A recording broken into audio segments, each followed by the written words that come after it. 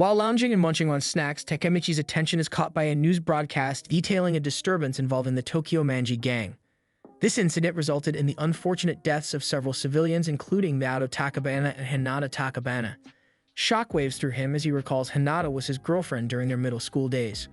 Later, while waiting at a train station, Takemichi laments the misfortunes of his life. Just as a train approaches, an unseen force shoves him onto the tracks. In that split second before the train makes contact, his memories of Hinata fled his mind. To his astonishment, he finds himself safe inside the train, greeted by familiar faces from his past, Makoto Yamagishi, Akun, and Takiya. A quick glance at his phone shows the date, July 4th, 2005. He's inexplicably traveled 12 years back in time. The group is on their way to confront the second-year students of Shibuya's third middle school. Though the memory slowly returns, Takemichi's heart races with fear since he hasn't been in a brawl for a decade. On reaching Shibuya, it becomes apparent that second-year students are conspicuously missing. Every encounter is with either a first or third-year student. Their friend Masataka provides a clue by mentioning that the second-year students are away on a school trip. Unfortunately, this revelation comes too late. The group is ambushed, beaten, and told they're now foot soldiers for the Tokyo Manji gang.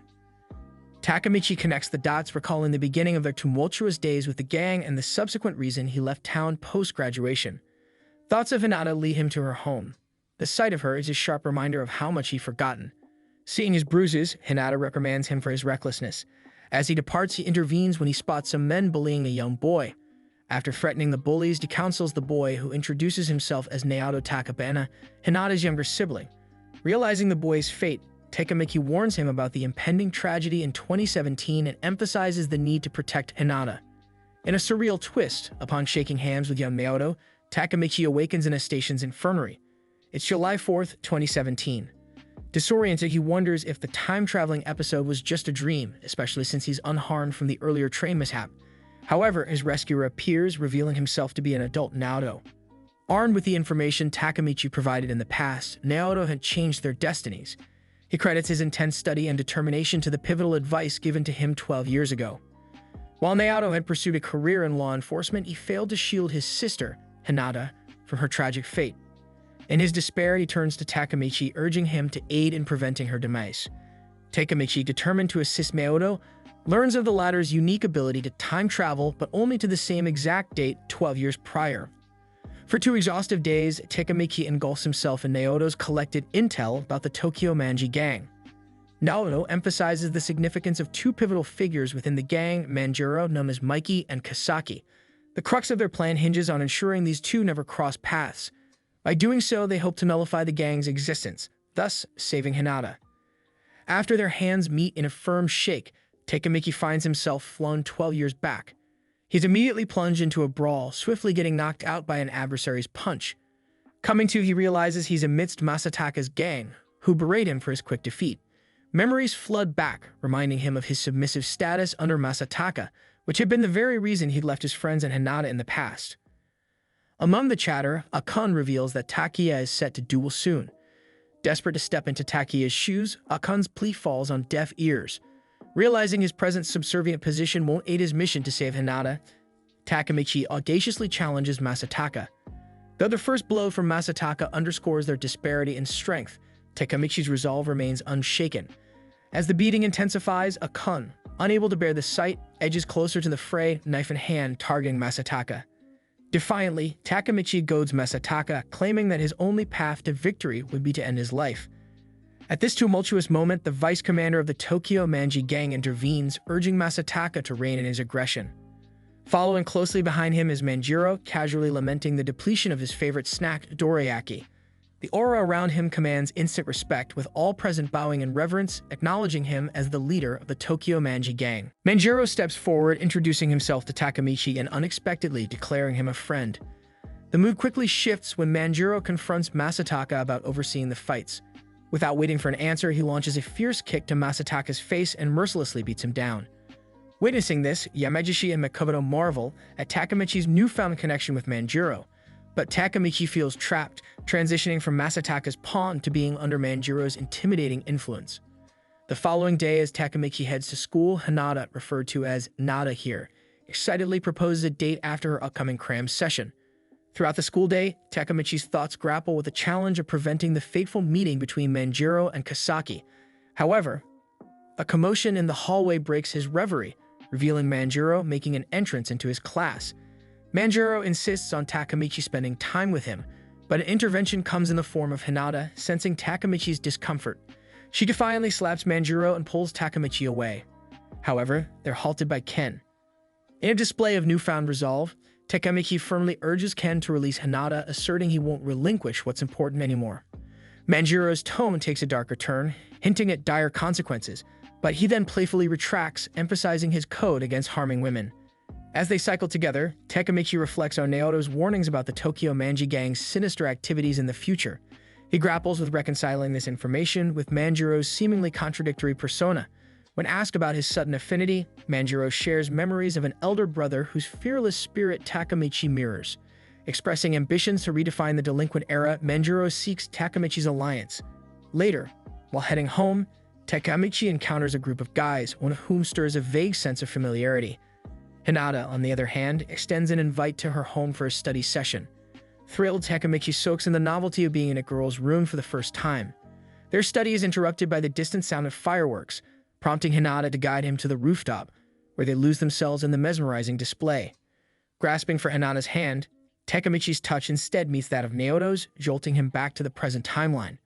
Awaking disoriented and emotional, Takamichi finds himself in tears.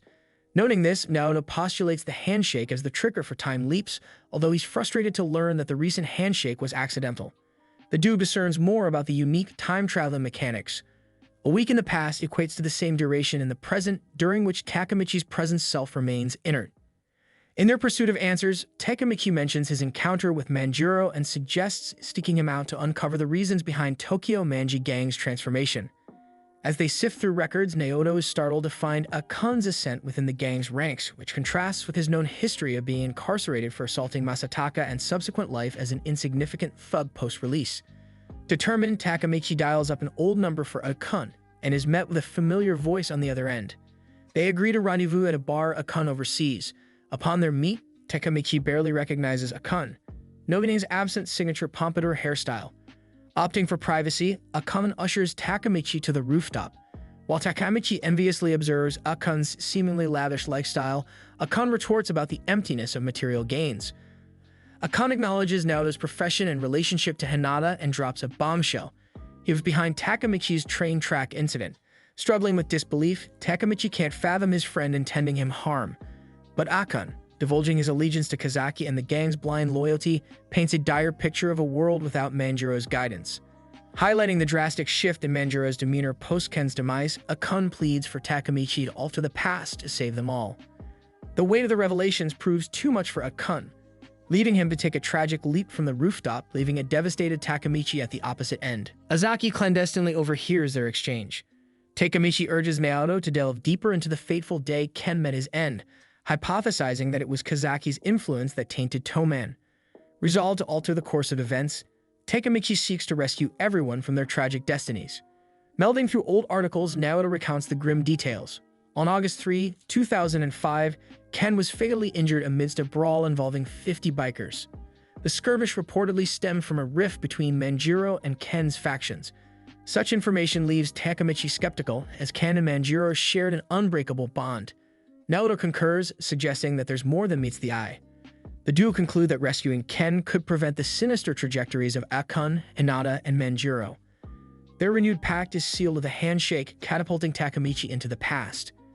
Suddenly, Takamichi finds himself in an unfamiliar karaoke room, taken aback by the compromising position he's in. The room's phone breaks the awkward moment as Emma answers. Hastily retreating, Takamichi soon receives a call from Ken, directing him to Musashi's shrine. Despite the ambiguous invite, Hinata insists on accompanying him. Upon arrival, the shrine grounds are awash with bikers, and they are confronted by some members disapproving of Takamichi's presence at a Toman assembly. Takashi, the gang's second-in-command, intervenes, leading them to Manjiro, who warmly acknowledges Takamichi's presence. Ken remarks on Hinata's unexpected attendance, to which Takamichi responds that he was unaware of the nature of the gathering. To ensure Hinata's safety, Ken entrusts her to Emma, who clarifies to Hinata her lack of romantic interest in Takamichi. Her advances towards him were merely a ploy to incite jealousy in Ken, who seemingly has eyes only for Manjiro, motorbikes, and brawls. The Tomanin meeting commences and Manjiro seeks clarity on their stance regarding their ongoing conflict with the Mobius gang. The tension escalates as Paul, holding a grudge against Masataka, confronts Takemichi. Elaborating on the feud, Takashi recounts the brutalities Asane, Mobius's leader, inflicted upon Paul, including robbing and assaulting him and his family. Highlighting Toman's dominance in Shibuya and Mobius's in Shinjuku, Manjiro inquires about Paul's desires. Recognizing the inevitable costs of a gang war, Paul contemplates their next move. Paul's anger is palpable, and he's itching for a face-off with Mobius. Manjiro, in a moment of leadership, declares their intent to confront Mobius on August 3 during the Musashi Festival. Takemichi, knowing Ken's looming fate, is in a bind. From Naruto, he knows that Ken meets his demise amidst Toman's internal discord on that very date. Now, instead of infighting, Toman is set to clash with Mobius. Overwhelmed, Takemichi commits to becoming Ken's protector. However, the next day, Ken dismisses his offer. Back in the present, Takemichi confides in Maodo, doubting any possible rift between Manjiro and Ken. They decide to approach Asane for clarity on the Mobius-Toman tussle. Reluctant at first, Asane ultimately denies orchestrating Ken's death. He unveils that Ken's demise inadvertently triggered Toman's infighting, insinuating it was all a scheme. Recognizing Asane's genuine distress, Naoto infers someone manipulated Asane to fracture Toman. Determined, Takemichi time travels again to alert Manjiro. Takemichi's return is marked by a heartwarming reunion with Akun, who shares his aspiration of becoming a hairstylist. However, a pressing matter awaits. He urges Manjiro to cancel the Mobius conflict, hinting at his sinister plot only to be rebuffed by Paul. While the tensions rise, Asane's surprise entrance escalates the situation. Asserting his seniority, he provokes Paul into a fight. Takemichi is taken aback by the stark difference in Asane's demeanor compared to their earlier encounter. In a sudden act of violence, Asane assaults Takemichi, prompting Paul to retaliate. Yet when the dust settles, Manjiro's prowess silences Mobius as he incapacitates Asane with a swift move. But the tranquility is short-lived. As the police's sirens wail in the distance, Paul's impulsive act, stabbing Asane, sends shockwaves among the gang members. In the ensuing chaos, Takemichi passes out. Awakening in a hospital bed, Emma by his side, Takemichi's thoughts dart to the fates of Manjiro and Ken. Tears streaming down her face, Emma conveys that Paul's actions have fractured Toman, dividing it between Manjiro and Ken's supporters. For 3 days, Takemichi remains secluded at home. His friends drop by, initially expressing concern about Toman's imminent split, only to lighten the mood by sharing that frequent squabbles between Ken and Manjiro are typical. The atmosphere shifts dramatically when Ken unexpectedly walks in with a watermelon. As they indulge, Ken reveals that Paul will be incarcerated for a year, but Asane survived. Upon Ken's departure, an unexpected encounter unfolds. Both Manjiro and Ken, having arrived to visit Takemichi, find themselves face to face. Their initial confusion turns into an argument about who is the closer friend to Takemichi. As tempers flare, Manjiro hurls Takemichi's bike at Ken, leading to its destruction. Frustrated, Takemichi intervenes, but in trying to land a punch on Manjiro, he ends up comically toppling into a pile of trash. In the aftermath, Ken urges calmness. Pouring out his feelings, Takemichi highlights the detrimental impact of their internal conflict on Toman's unity. Later, after a brief freshening up, Takemichi reunites with the duo, who seem to have reconciled, albeit neither can pinpoint the root cause of their dispute. Takemichi, however, speculates that the disagreement stemmed from their contrasting views on how to handle Paul's situation. As peace seems restored, Takemichi has a concerning revelation. His actions may have inadvertently set Ken's fate in motion.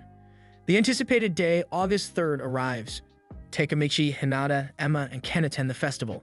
A sudden downpour catches them off guard, and as Takemichi and Hinata seek shelter under a tree, a slip by Hinata results in a tender moment where Takemichi catches her, reinforcing their bond. In the midst of a heartfelt moment, Takemichi sees the perfect opportunity for a kiss with Hinata. Yet, just as he leans in, his phone disrupts the ambience. On the other end, Yamagishi warns him of a looming threat to Ken, mentioning whispers of a plan hatched by some Manjiro loyalists to eliminate Ken.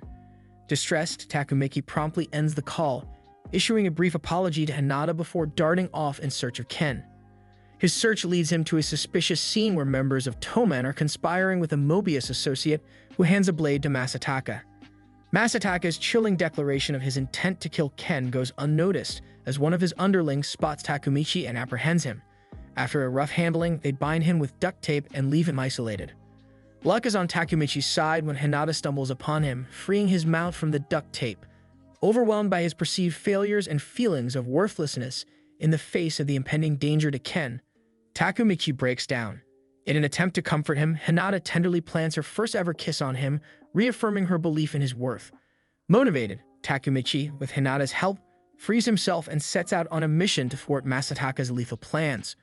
Crossing paths with Takashi, Takemichi communicates the imminent threat to Ken. Although already aware of the danger, Takashi is taken aback upon hearing it's Masataka, having suspected Pan instead. Elsewhere, the anticipated confrontation begins to unfold. Pain encounters Ken and Emma. Takashi elaborates on the situation, hinting that Pan, feeling abandoned by Toman, has allied with some Mobius members to target Ken. As Ken confronts Pan, ready for a showdown, an unforeseen attack from behind by a Mobius member wielding a bat catches him off guard. Haunted by Naoto's description, Takemichi discerns that the tragic event might transpire in a parking lot. As Takemichi makes his way to the parking lot, he comes upon Ken, beleaguered from combating a swarm of Mobius gang members. Exhausted, Ken takes a moment to recover, entrusting the situation to Takashi. Suddenly, the distinct roar of a motorcycle engine fills the air. It's Manjiro, who quickly realizes he was missiled to another location as part of a scheme to isolate Ken and fracture the Toman gang from within.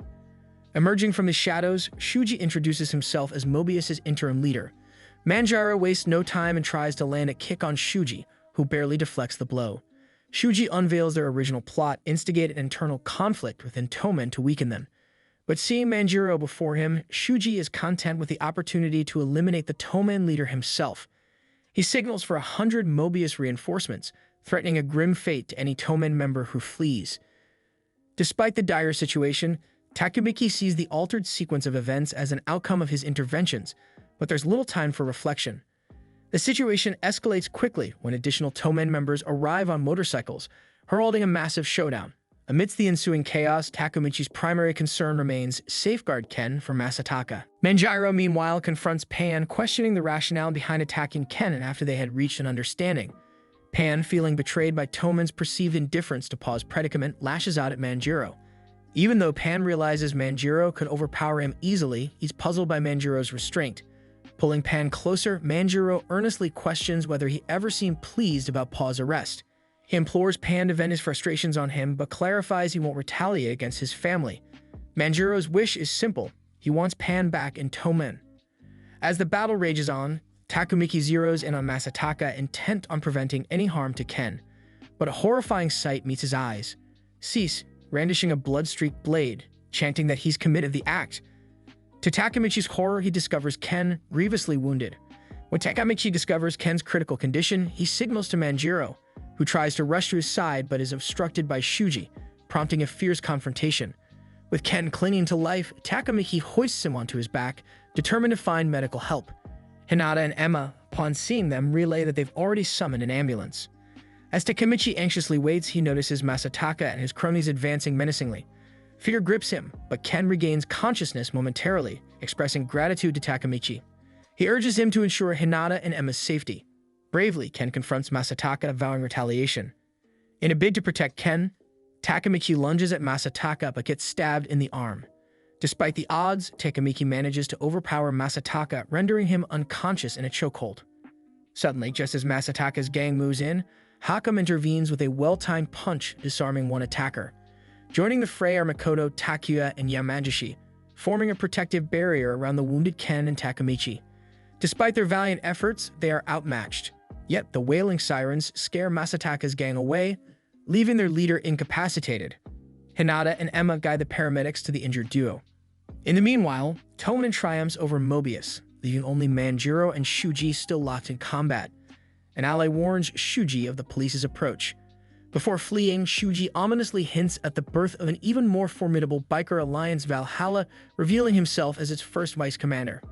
At the hospital, as Ken's condition deteriorates into cardiac arrest, Manjiro keeps faith in his comrades' tenacity and vows, reminding everyone of their shared dream to rule together.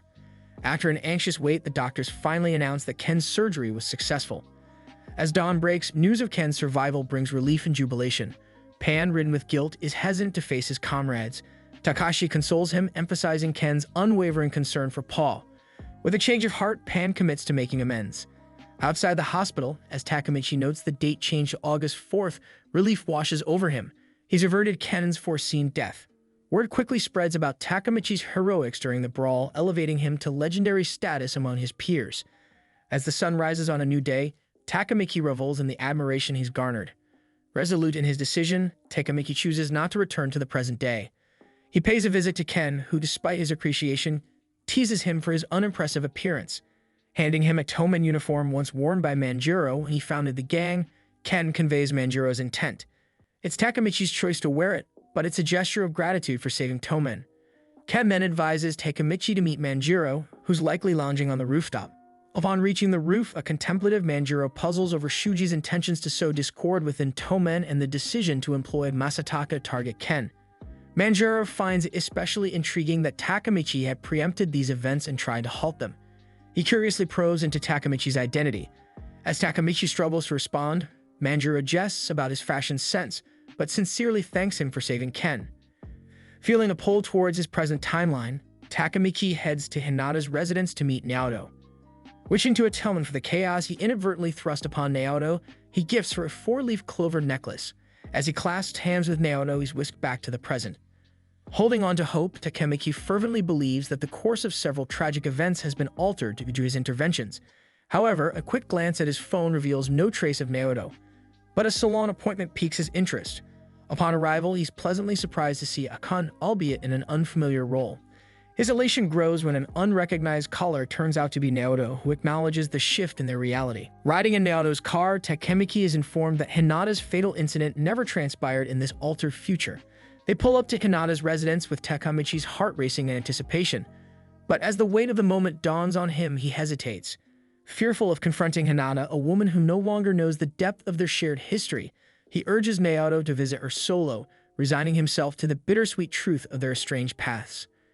As Takemichi readies himself to resume his own life, he unexpectedly encounters an older Hinata. She playfully comments on his uncanny knack for showing up at the most unexpected moments. Back at Hinata's place, Naoto makes a move to depart. Overcome with nerves, Takemichi pleads with him to stay, earning a chuckle from Hinata, who observes that some things never change. Noticing the 4-leaf clover necklace around Hinata's neck, Takemichi feels a twinge of familiarity. Hoping to lighten the mood, Naoto suggests they relocate, although the tension remains palpable during the car ride. Unexpectedly, a call from the police prompts Naoto to leave, entrusting his car to Hinata for the night. After a bit, Hinata parks the car and invites Takemichi for a stroll. She reminisces about a particular Christmas Eve memory, hinting at an old crush. To Takemichi's shock, he deduces that he is the very person she's referring to. Overwhelmed, he excuses himself to the restroom, trying to make sense of the disparities in his recollections. Exiting the restroom, Takemichi stumbles upon a familiar figure who, to his surprise, wonders why he isn't in the car. Recognizing the distinctive hand tattoos, Takemichi identifies the man as Shuji, and a sense of dread washes over him.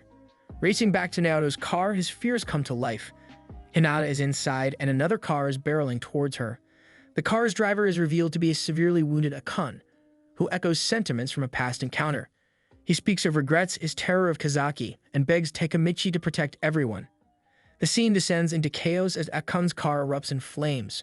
Panicking, Takemichi scrambles to free Hinata from the wreckage. As the blaze from the explosion looms nearer, Takemichi manages to rescue Hinata from its immediate threat. Severely injured, with her legs numbed from the pain, Hinata finds herself embraced by a distraught Takemichi. Through his tears, he admits his unwavering love for her, a sentiment that spans across timelines. As the inferno nears, Hinata manages a final smile before the car is consumed by flames. Staring at the fire's devastation, Takemichi makes a solemn vow to find a reality where Hinata lives, regardless of how many attempts it might take. He is determined to rise to the pinnacle of Tomen to accomplish this. Later, he stands before Hinata's memorial, tears streaming down his face while Naoto mourns alongside him. The pain of their shared loss is palpable. Naoto, through his investigations, uncovers that in this timeline, Akane, despite being married with children, still played a role in Hinata's demise. They theorize that Akane's family might have been held hostage, coercing him into his actions. Upon learning that Akane's final words echoed a prior timeline, Naoto despairs, wondering if their efforts to change fate were in vain. Takemichi, however, remains resolute, believing that there's a root cause they've yet to address. He's determined to ascend Tomen's ranks and dismantle it from the inside. In a surprising twist, Naoto later informs Takemichi that Ken, though no longer a part of Tomen, isn't dead. He's incarcerated, awaiting his fate on death row. The two visit Ken to seek clarity. Upon meeting, Ken warmly acknowledges Takemichi, noting it's been a while. It's revealed Ken's imprisonment stems from a murder charge. When pressed about Tomen's fate and his own actions, Ken admits his guilt, believing Tomen's downfall is partly due to his failure to intervene at a crucial juncture. As their time comes to a close, Ken, concerned for Takemichi's safety, warns him to steer clear of Tokyo, predicting that Kazaki might once again target him. As Ken departs, Takemichi quickly inquires about the threat Kazaki poses. Ken hints at the deep-seated resentment Kazaki harbors for Manjiro, stemming from an affection that morphed into bitterness. The vendetta compels Kazaki to strip Manjiro of everything he cherishes. Back at Naoto's residence, Naoto reveals a startling detail. Kazaki has ascended to one of Tomen's pivotal roles, the acting leader. Despite suspicions of Kazaki orchestrating Hinata's recurring murders, the police remain clueless. Takemichi, although eager to confront Kazaki, realizes their paths haven't crossed in his past experiences. He sets his sights on a new objective, to take the role of the 3rd Division's captain. Despite Naoto deeming the move daring, he entrusts Takemichi with the monumental task of reshaping the future. As he makes another journey to the past, Takemichi contemplates the warped trajectory of the future. Upon his arrival, he finds himself in a bathhouse alongside a mischievous Manjiro emerging from the bubbling waters. Exiting the bathhouse, they are greeted by Mitsuya, Gassi, Hoya, and other acquaintances. The gathering is for a significant announcement, the introduction of Tomen's new 3rd Division captain. As whispers and speculations rise among the members, Manjiro signals for the incoming captain. Takemichi's heart races, wondering if it's his moment, but is stunned to see Kazaki take center stage. Memories flood back of dire warnings about Kazaki's role in the ongoing chaos. A murmur runs through the crowd, some recognizing Kazaki's affiliation with the rival Mobius gang. As opposition grows, Manjiro clarifies their strategic need to expand Tomen's ranks to counter the formidable Valhalla. Despite the resistance, he crowns Kazaki as the new captain of the 3rd Division. Distressed by the unforeseen turn of events and fearful for Hinata's fate, Takemichi impulsively throws a punch at Kazaki. Ken rebukes him for his audacity, especially given his non-affiliation with Tomen. In the ensuing commotion, Baji lunges at Takemichi only to be intercepted by Takashi. Manjiro, puzzled by Baji's presence, given he was barred from their assemblies, demands an explanation. Amidst the internal turmoil, Baji makes a shocking declaration. He intends to align with Valhalla, thereby resigning from his post as the 1st Division captain of Tomen. Hizaki, attempting to taunt Takemichi, poses a quirky question about his preference for a punch, face, or gut. Takemichi bravely picks the latter, only for Kazaki to blindside him with a punch to the face.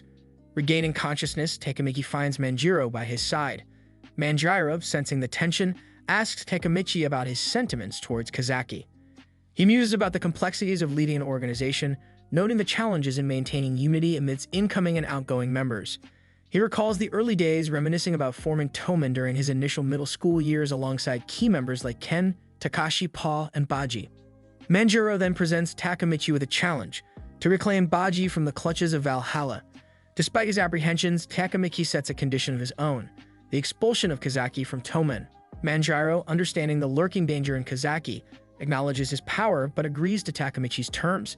He emphasizes, however, that should Takemichi falter, his life would be in jeopardy. Suddenly, Manjiro calls out Takashi, who's been covertly listening in. Making an official proclamation, he integrates Takemichi into Tomen's 2nd Division, placing him under Takashi's supervision. As events unfold, Takemichi stumbles upon a mysterious charm containing a photograph. Recognizing the core members of Tomen in the image, his attention is drawn to an unfamiliar 6th individual. Elsewhere, this very enigma, Kazutora, reunites with Baji. The following day, as school chatter circulates about Takemichi's initiation into Tomen, Aku and others express their envy and desire to join. Takemichi, however, downplays the glamour, hinting at the perilous mission to retrieve Baji lest Manjiro execute him. Their conversation is interrupted as Kazutora breezes into the classroom, searching for Takemichi, reassuring Baji that Manjiro wouldn't be made aware of its illicit origins. Upon inspecting the bike, they discern it isn't brand new, suggesting it's likely in the shop for repairs. As they maneuver to steal it, Kazutora heads out, aiming to unlock the store's shutters. As they attempt the theft, the shop's owner emerges, catching them red-handed. Noticing Baji, the owner recognizes him, revealing the shop as his own. Alarmingly, Baji sees Kazutora approaching the owner, weapon in hand. Desperate pleas from Baji go unheeded as Kazutora strikes the man's head. Upon realizing that the injured man is none other than Manjiro's elder brother, panic ensues. Kazutora, grappling with the weight of his actions, justifies his deed as a response to being recognized, yet Baji counters, revealing the victim's identity. As Manjiro's brother lies unresponsive, Baji opts to summon medical assistance. Kazutora spirals, murmuring that the calamity unfolded because of his loyalty to Manjiro, contorting the logic to blame Manjiro and insisting he must be eradicated. The police intervene, detaining both Baji and Kazutora. As they're ushered out, a bewildered Manjiro arrives. Tearfully, Baji apologizes while Kazutora's fixation on ending Manjiro persists. Recounting the past to Takemichi, Baji reveals how Kazutora shouldered the blame, enabling him to dodge juvenile detention. Ever since, Baji anticipated Kazutora's release. Having heard the tale, Shuji embraces Baji into Valhalla, handing him their emblematic jacket. Shuji tasks Takemichi with notifying Manjiro about the imminent showdown between Toman and Valhalla at a deserted parking lot. As night falls, Takemichi grapples with the enormity of the impending conflict, doubting his ability to sway Baji's allegiance. The next morning en route to school, Takemichi ponders over how to convey this to Manjiro. His thoughts are interrupted by a battered individual beckoning him to join him on the park swings. Initially failing to recognize him, Takemichi's memory jolts when the stranger cites Baji and introduces himself as Shifyu, the vice captain Baji had assaulted. Shifyu points out that Takemichi's intervention during the division captain's inauguration could have had graver consequences if not for Baji. Further, he reveals Baji's insistence that he affiliate with Valhalla. As they discuss the intricacies of the gang, Takemichi and Shifyu rend his vows with Manjiro and Ken. The two explain their awareness that Baji and Kazutora didn't intend harm upon Manjiro's sibling. Despite this, Manjiro's anguish lingered. He had reconciled with Baji, but couldn't extend the same understanding towards Kazutora. He questioned Takemichi's decision to bring Baji's second-in-command to their discussion instead of Baji himself. Resolute, Takemichi unveiled his ambition to ascend as Toman's leader and earn Manjiro's respect. Departing the meet, Shifyu proposed assisting Takemichi in his leadership quest in exchange for cooperation against Kazaki. They agreed, forming an alliance to unearth the nexus between Valhalla and Kazaki. Shifyu suggested seeking out Asane, who recounted his initial impression of Kazaki as a mere troublemaker. But under Kazaki's aegis, Asane rapidly climbed the underworld hierarchy. It soon became evident that Kazaki manipulated circumstances, turning them to his advantage, implicating others while remaining unscathed. The revelation dawns. Kazaki puppeteers Valhalla. Baffled, Takemichi, eager for clarity, elects to revisit the present era. Once there, he, along with Naoto, seeks Ken. Quizzing Ken about Valhalla's leadership, Ken refutes Kazaki's dominance, revealing Manjiro as the actual kingpin. He describes Valhalla as an entity orchestrated for Manjiro. Stunned, Takemichi struggles to fathom this, given Manjiro helms Toman. Ken unveils the past. A tumultuous, bloody Halloween event where Toman succumbed to Valhalla, resulting in the formation of the expansive Tokyo Manji gang with Valhalla as its progenitor. Contrary to Takemichi's belief in Manjiro's invincibility, Ken reveals it was Manjiro's actions that sealed Toman's fate as he ended Kazutora's life. Protected by Kazaki, who arranged a fall guy, Manjiro's descent into a darker world began. Thus, Valhalla, with Manjiro at its helm and Kazaki his right hand, burgeoned into a colossal syndicate. Their discussion continued at Naoto's residence. Naruto illuminates the past events for Takemichi, revealing that during the infamous Bloody Halloween, Toman's downfall was instigated by Manjiro's act of killing Kazutora. Determined to alter the course of this history, Takemichi is resolute in his mission: safeguard Baji, thereby preventing Manjiro from taking the life and simultaneously obstructing Kazaki's machinations. With this newly formed objective, he finds himself back in the past, a day prior to the crucial battle. With Shifyu as his guide, Takemichi confronts Baji, seeking intel on Kazaki. Baji concedes his investigations expose Kazaki's malicious intentions, making his association with Valhalla redundant. Shifyu grapples with Baji's impending decision, questioning his allegiance. Baji cryptically advises Shifyu to maintain trust in only true allies, hinting at a confrontational showdown with Toman. Later, in a somber meeting with Manjiro, Takemichi confesses his inability to sway Baji. However, Manjiro's reassuring words alleviate some of his guilt. At a subsequent Toman assembly, Manjiro rallies the troops, emphasizing their impending clash with Valhalla. He ignites their spirit, urging them to fight for Baji's return. Come October 31, 2005, the decisive day, Takemichi is taken aback by the throngs amassed at the battleground. Shifyu elucidates that this duel will ascertain dominance over Tokyo. attracting various underworld magnates as spectators. As the showdown commences, the mediator, Hansen, proclaims the terms, but tensions flare between the faction's representatives, Ken and Kazutora. Kazutora's unexpected aggression sets the stage for a full-blown conflict between the gangs. In the ensuing melee, Takemichi initially falters but is rescued by Takashi. Memories of Hinata's tragic fate fuel his determination, driving him to retaliate. As the battle intensifies, Takashi observes to Ken that Valhalla's members, being older and more in number, have the upper hand.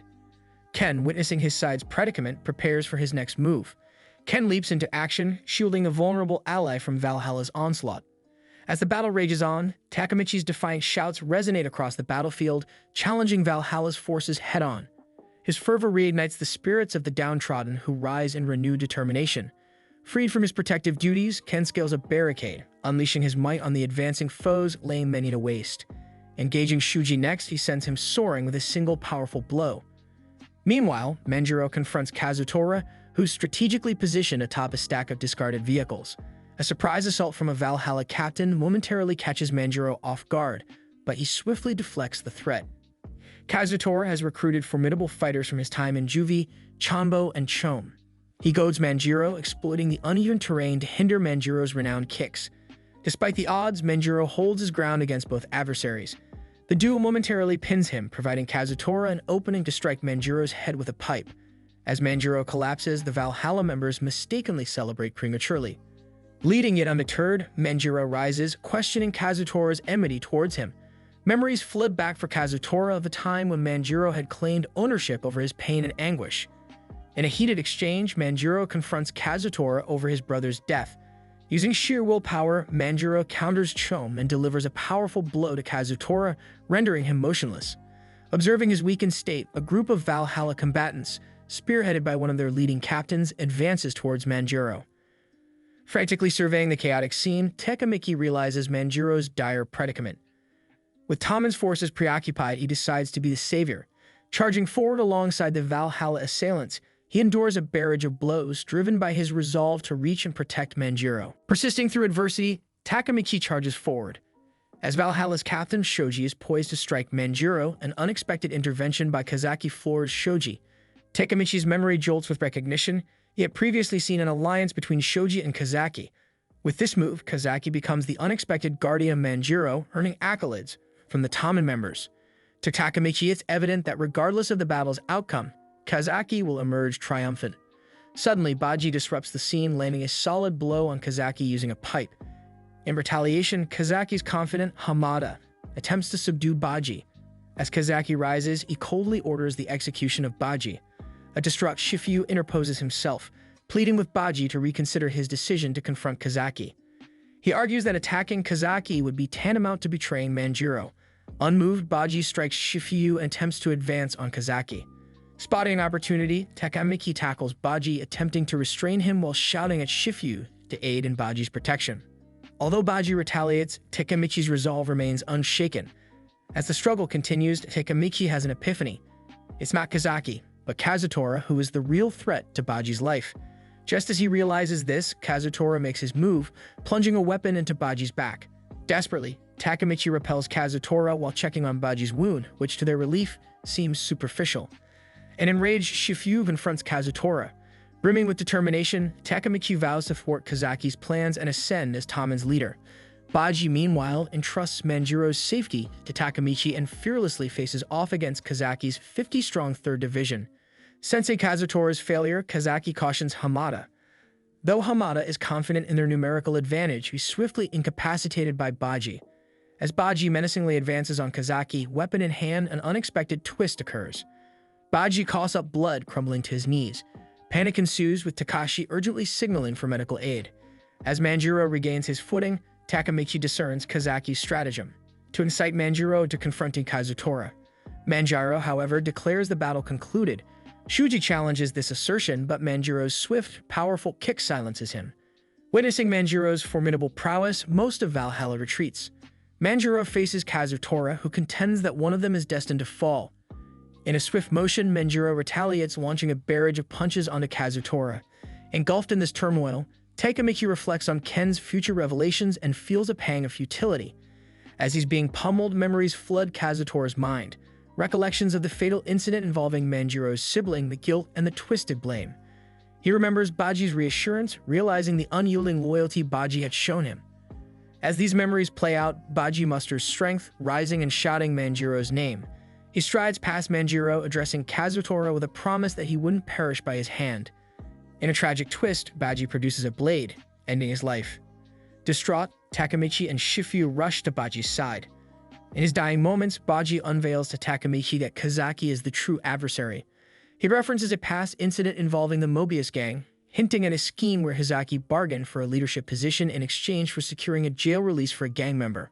With his final words, Baji entrusts Manjiro and Taman's futures to Takemichi before succumbing to his wounds. Overwhelmed by grief and anger, Manjiro fixates on avenging Baji by targeting Kazutora. As Takemichi is enveloped by despair and guilt, Baji's last words resonate, urging him to intervene. Positioning himself between the two adversaries, Takemichi pleads with Manjiro, emphasizing that Baji wouldn't have wanted this. Despite Takemichi's earnest pleas and reminders of Baji's ultimate sacrifice, Manjiro's anger remains unquenched. But Takemichi stands firm, echoing the sentiment of Baji's final wish for peace. In an effort to absolve Kazutora of guilt and seek reconciliation for him from Manjiro, Baji took his own life. When Takemichi's jacket slid off, a charm tumbled out. Manjiro, upon inspecting it, recognized its significance, reminiscing about the origins of Taman and the bond they all shared. Just as they were lost in memories, the blaring police sirens disrupted the moment, prompting everyone to evacuate. Kazutora opted to stay behind, feeling culpable for Baji's fate and intending to face the consequences. He couldn't muster the courage to seek Manjiro's forgiveness, but committed to bearing the weight of his actions. The clash culminated in Taman's triumph and Kazutora's subsequent arrest. The notorious event earned the moniker Bloody Halloween. In the aftermath, Takemichi and Ken visited Kazutora in the Tokyo Juvenile Detention Center. Ken relayed Manjiro's message, affirming that Kazutora remained a cherished member of Taman, and that he had been pardoned. He also had a message for Takemichi, urging his presence at an upcoming Taman rendezvous. Takemichi reflected on the harrowing events of Bloody Halloween, questioning if Manjiro's decision not to retaliate against Kazutora would deter Kazaki's looming threat over Taman. At the subsequent Taman assembly, Takemichi made his entrance, donning the emblematic Taman jacket. Ken, acknowledging his initiation, cautioned him about the gravity of the impending meeting. Manjiro, flanked by Shiji and Shifuyu, took center stage. The crowd was abuzz, speculating on Shiji's association. Manjiro lauded their recent triumph and handed the floor to Shiji, who revealed that post-defeat, Valhalla would be amalgamated into Taman. The revelation was met with resounding cheers as Taman's rank and influence burgeoned. However, the celebration was short-lived when Shiji hinted at a mysterious individual who bridged the two gangs, Kasaki. Takemichi's anxieties resurfaced, dreading Kasaki's potential dominion over Taman and the adverse repercussions it might have. Manjiro addressed the crowd, acknowledging the bitter cost of their victory, Baji's loss. The spotlight then turned to Shifuyu, whose overwhelming new responsibilities as the 1st Division captain weighed heavily on him. After intensive discussions with Manjiro, Shifuyu reached a resolution. The choice of allegiance lay in his own hands. To everyone's surprise, he selected Takemichi as the 1st Division captain. Flashbacks of the future and past pledges flashed before Takemichi, renewing his determination to reshape Taman. As he embraced his new title, Takemichi shook hands with Naoto, transporting himself back to the present. Finding himself in the upscale DDD rental shop, he was taken aback by his lavish attire and revamped look reflected in the mirror. Upon stepping out, an unfamiliar man beckoned him to join him in a car. Puzzled and without Naoto's contact to seek guidance, Takemichi reluctantly obliged. As they reached their destination, a few menacing figures greeted him, two of whom seemed strangely familiar. One of them chided Yamagishi for Takemichi's tardiness, allowing Takemichi to identify him. Realization dawned, the other two were Makoto and Takuya. Inside the opulent building, everyone referred to him as boss, leaving Takemichi baffled. He pondered if he had landed in a more prosperous timeline. In his plush apartment, he was met by Jeffrey, informing him about an impending high-level meeting. Jeffrey reminded him of his esteemed position in Tokyo Manji Gang. At the meeting, a sea of unfamiliar faces surrounded Takemichi, but he recognized one, Paul. Discussions revolved around potential betrayal as their operations had been raided by the police. The tension escalated with mutual accusations flying, only to be interrupted by the arrival of Kazaki. Everyone showed reverence to Kazaki, who rarely graced such meetings. But today, he had an agenda, a private conversation with Takemichi and Shifuyu. Behind closed doors, Kazaki candidly spoke of his role in the tragic events from a dozen years prior. He admitted to orchestrating the Bloody Halloween, manipulating Shiji and Kazutora, and establishing Valhalla. Belgi maintained that Baji's death was unintentional. He expressed regret. To Shifuyu, he extended an apology, acknowledging the right to harbor animosity towards him. Kazaki proposed a toast in Baji's honor, but as they drank, he shockingly revealed his deception. He had intentionally manipulated Kazutora to eliminate Baji and was now set on finishing his sinister plot. Suddenly, Takemichi's vision blurred and darkness consumed him. He awoke bound to a chair with Shifuyu beside him. An unrelenting Kazaki demanded they admit their treachery. Assertively, Shifuyu confessed his intent to oust Kazaki from Tommen, deeming the gang's current state corrupt. He sought to cleanse Tommen and acknowledge his betrayal. Desperately, Shifuyu tried vouching for Takemichi's innocence, but to no avail. Without hesitation, Kazaki shot Takemichi in the leg. Raising the gun to Shifuyu's temple, he granted him a final word. Shifuyu entrusted Takemichi with Baji's legacy and the fate of Tommen. Before he could say more, a gunshot silenced him forever. Overwhelmed with grief, Takemichi mourned Shifuyu. Kazaki, his eyes moist with emotion, bade farewell to Takemichi, his perceived savior, aiming to deliver the final blow. If this narration engaged you, kindly like this video and subscribe for more content.